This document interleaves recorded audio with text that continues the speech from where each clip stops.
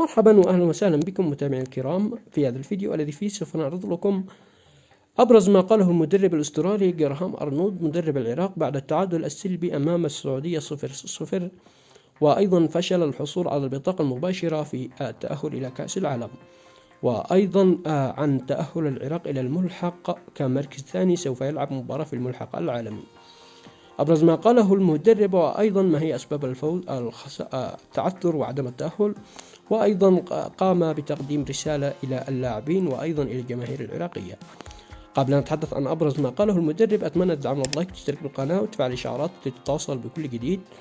شاركنا آراءك من كان كيف كان أداء المنتخب العراقي اليوم، وما السبب في التعثر وعدم الفوز للتأهل المباشر.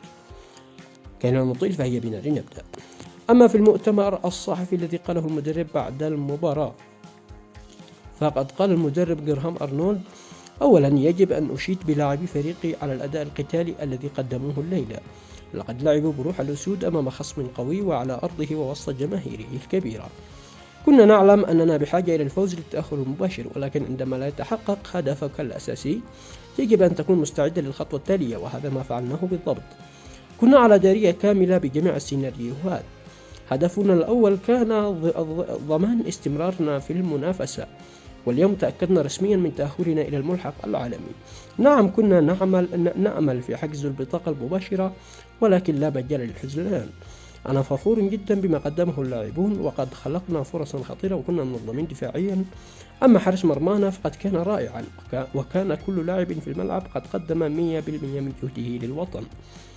أما رسالتي إلى الجماهير العراقية العظيمة: لا تحتفلوا الآن، لم نحقق شيئا بعد، وأيضا لا تحزنوا فلم نخسر شيئا. لقد ربحنا الحق في خوض جولة أخرى، وستكون معركة وجودية ضد خصم قادم من قارة أخرى في الملحق. هذا هو المونديال، وهذه هي طبيعة التصفيات. علينا أن ننقل حماسنا وتركيزنا وطاقتنا إلى المباراة القادمة وندخلها بعقلية الفريق المنتصر.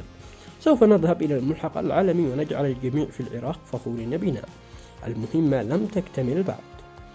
هذا كان تصريح المدرب. شكرا لكم على المتابعة، نراكم في فيديو قادمة.